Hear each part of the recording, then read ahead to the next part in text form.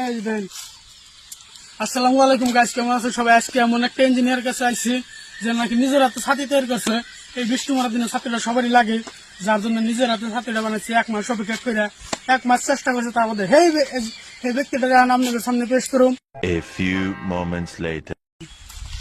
আসসালামু আলাইকুম ভাই, কেমন আছেন? ভালো আছে, আপনি কেমন আছেন? আশা করি ভালোই আছেন ইনশাল্লাহ। আপনি যে ছাতিটা যে বানাইলেন তাতে কিরকম মেহনত গেছে?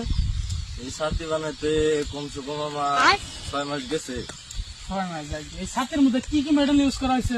এই ছাতির মধ্যে মেডেল মানে এমনি কিছু ইউজ করা নাই, এমনি ধুমসা করে ইউজ করা হয়েছে। আচ্ছা, আর কি কি ইউজ করা হয়েছে?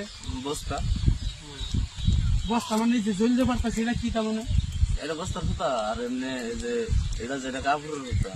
আচ্ছা, এই বুদ্ধিটা দিল কারা? এই বুদ্ধি কে দেনা, এটা মানে বস্তা এমনি নিয়ে গেছি, তারপরে কই তাহলে বস্তা দিয়ে একটা ছাতিও নাই, সেই হিসেবে বানাইছি। মানে আপনি তো ছাতি ভাই কিনে হারতেন ডাইরি। ছাতি কিনে আনতাম, কই তো বানাইলাম। আচ্ছা, নিজের হাতের একটা যাতে হাতের একটা কি বস্তু। থাকে সেই হিসেবে বানালেন, তাই তো? তো গাইস, আপনাদেরকে কেমন লাগছে ছাতিটা দেখেন, আপনি ভালো ভালো করে কাছে থেকে দেখাই দেন।